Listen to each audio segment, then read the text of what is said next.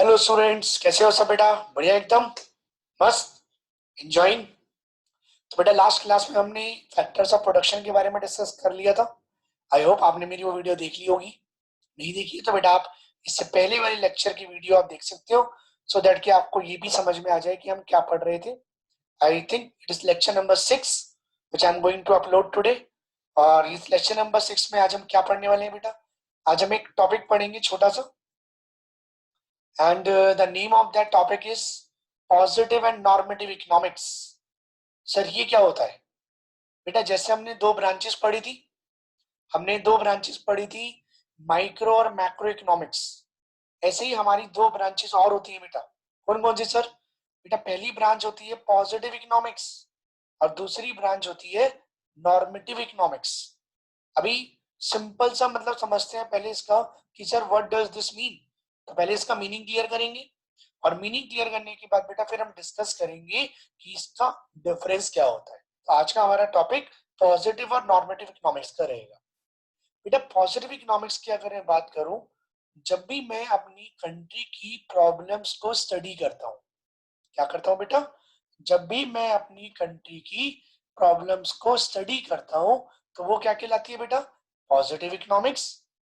और जब मैं उस प्रॉब्लम्स की सॉल्यूशंस की बात करता हूं तो वो कहलाती है नॉर्मेटिव इकोनॉमिक्स। इसको एक एग्जांपल से समझते हैं कि पॉजिटिव इकोनॉमिक्स क्या है। जैसे मैंने कहा मेरी कंट्री की प्रॉब्लम है कि मेरी कंट्री की जो पॉपुलेशन है वो डे बाय डे बढ़ती जा रही है। मैंने डेटा कलेक्ट किया, डेटा कलेक्ट करके मैंने चेक करा यार मेरी कंट्री की पॉपुलेशन 130 करोड़ हो गई, 135 करोड़ हो गई। और वो 130 और 35 करोड़ मेरी कंट्री की प्रॉब्लम है, जिसके मैंने कुछ फैक्ट्स कलेक्ट करे, कुछ डेटा कलेक्ट करा और उसके बेस पर मैंने कहा this is the problem of our economy. तो वो जब मैं प्रॉब्लम की बात कर रहा हूं that is known as positive economics. अभी गवर्नमेंट ने कहा यार ये तो बहुत बड़ी प्रॉब्लम है, इन प्रॉब्लम्स के सॉल्यूशंस दो। सॉल्यूशंस क्या आएंगे बेटा? कि पॉपुलेशन को कंट्रोल कैसे करें, क्या कोई पॉलिसी लेकर आए जिससे कि हम पॉपुलेशन को कंट्रोल कर सके। तो वहां पर जब मैं इसके सॉल्यूशंस की बात कर रहा हूं that is known as normative part of the economics. This is one of the example. Second example लेते हैं। मैंने आपसे कहा कि मेरी कंट्री में एक प्रॉब्लम और है, क्या? दैट इज बेटा इन्फ्लेशन।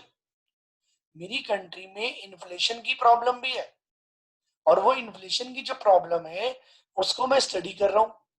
तो जब मैं उस इन्फ्लेशन की प्रॉब्लम को स्टडी कर रहा हूं तो वो क्या कहलाएगी बेटा? Positive economics.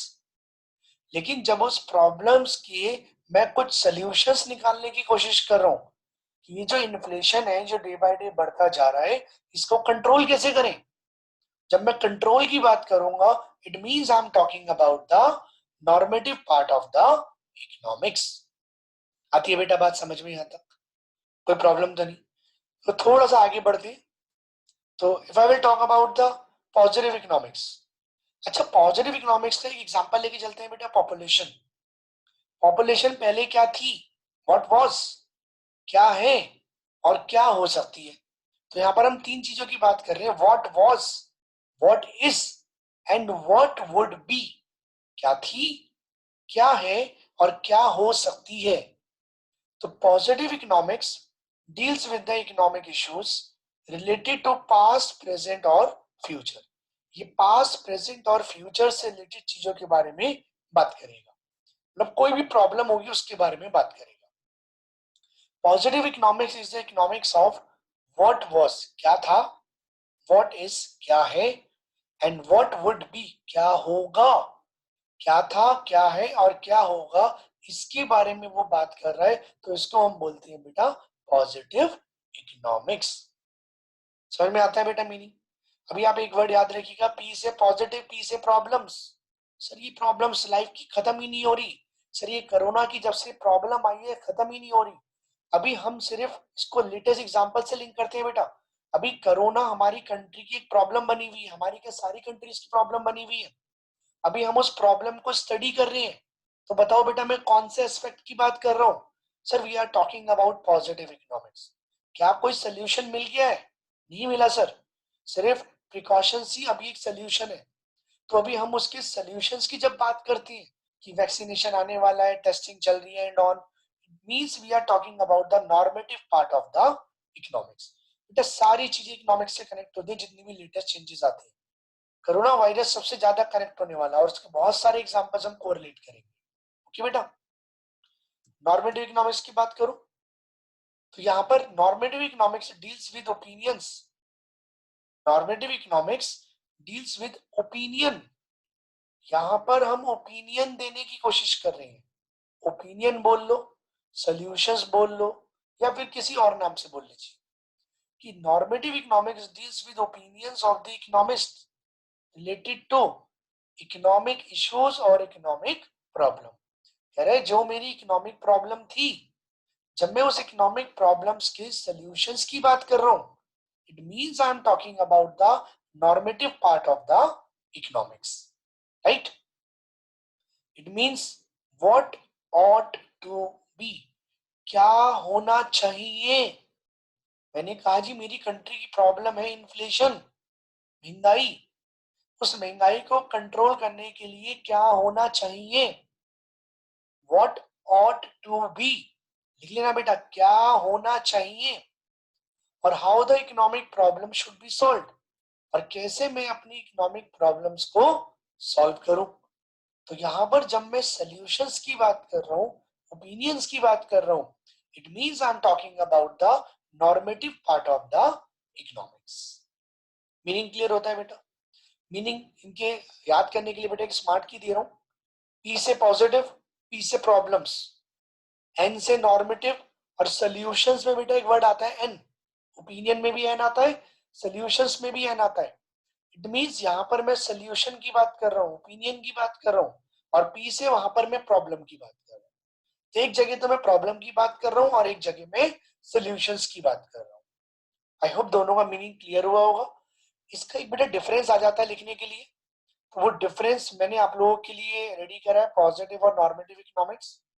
अगर मैं बात करूं पॉजिटिव और नॉर्मेटिव इकोनॉमिक्स की, तो यहां पर आप डिफरेंस कैसे कर सकते हो, इस डिफरेंस को देखते हैं बेटा।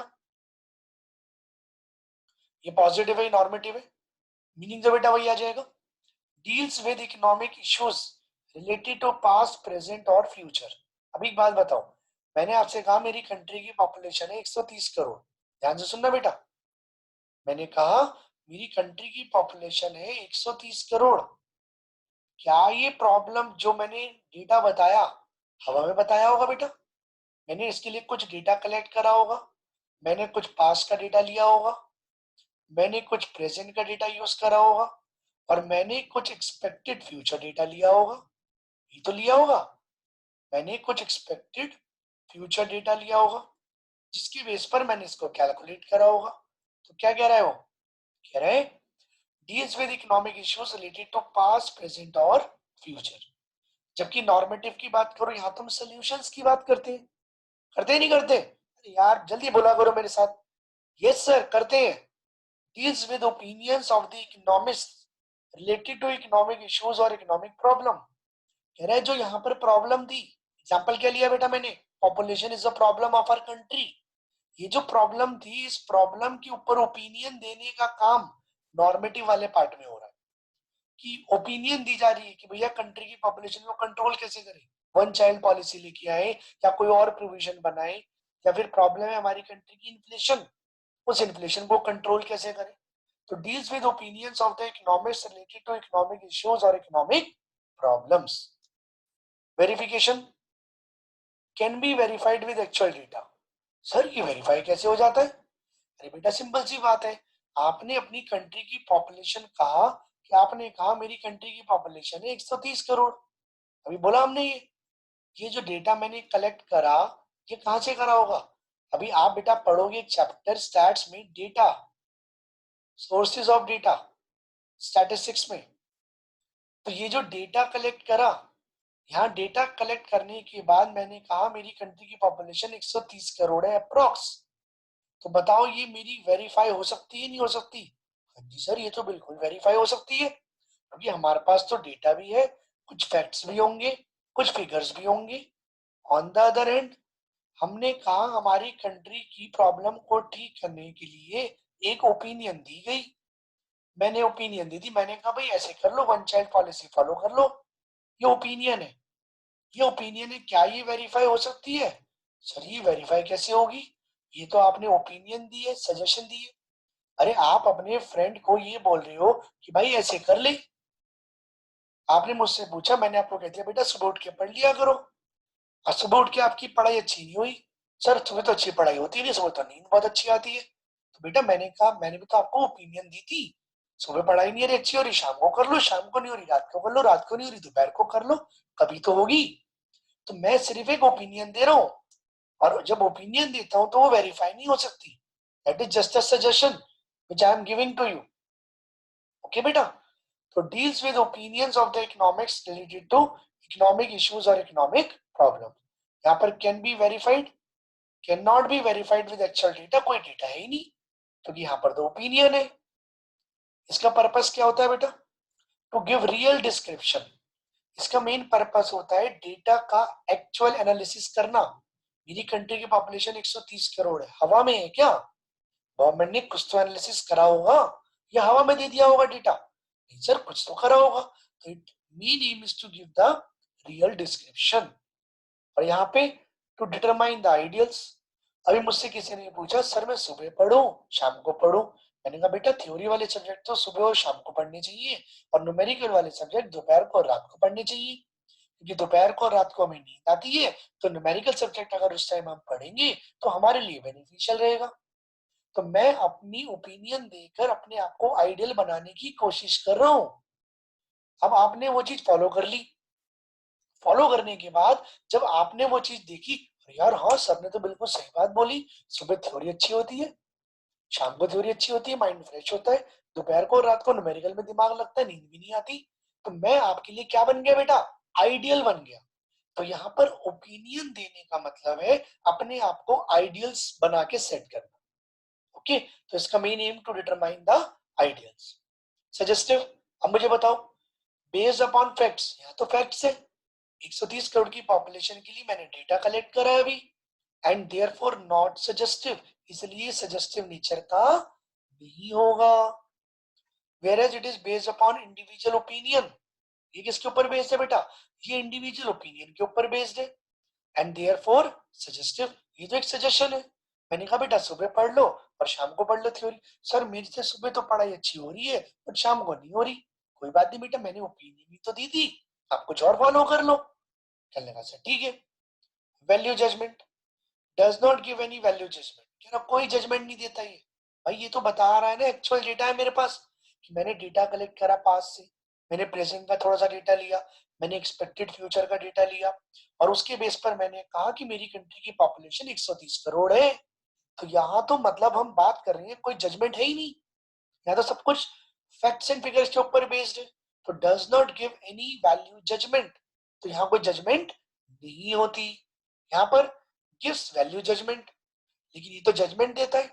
क्या कहता है ये? कहता है भाई साहब ऐसा कर लो, ऐसा कर लो, ऐसा कर लो, ना जाने कैसा कर लो। सही बात है। तो यहाँ पर तो ओपिनियन दी जा रही है बेटा, और जब ओपिनियन की बात होती है तो वहां पर नॉर्मेटिव इकोनॉमिक्स आ जाती है। एग्जांपल्स जो मैंने आपको पढ़ाए थे बेटा, प्राइसेस कॉन्स्टेंटली राइजिंग, प्रॉब्लम है, इन्फ्लेशन बढ़ रहा है। इन्फ्लेशन का मतलब होता है बेटा महंगाई।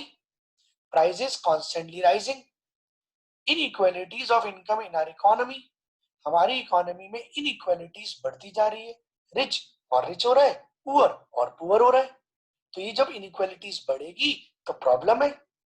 इसके सोल्यूशन की अगर मैं बात करूं, India should take steps to control rising prices, कह रहे इंडिया को स्टेप्स लेने चाहिए राइजिंग प्राइसेस को कंट्रोल करने के लिए। कह रहा है इंडिया शुड, शुड का मतलब बेटा आ गया ओपिनियन, एक कीवर्ड बता रहा हूं, जहां शुड वर्ड आ जाएगा वहां ओपिनियन आ जाएगी। Income inequalities should be reduce, you should go for it, you should go for this, होता है ना, बोलते हैं ना should, it means you are giving some opinion from your side. तो income inequalities should be reduced. Clear है बेटा? ये तो हुआ बेटा डिफरेंस। अभी प्रॉब्लम क्या आती है जिसके लिए मैं यहाँ पर आता हूँ, स्मार्ट वर्क। आप लोगों को पता है कि बेसिस याद करना कितने डिफिकल्ट टास्क होती है, और एग्जाम में अगर बेसिस याद नहीं आएंगे तो प्रॉब्लम होगी।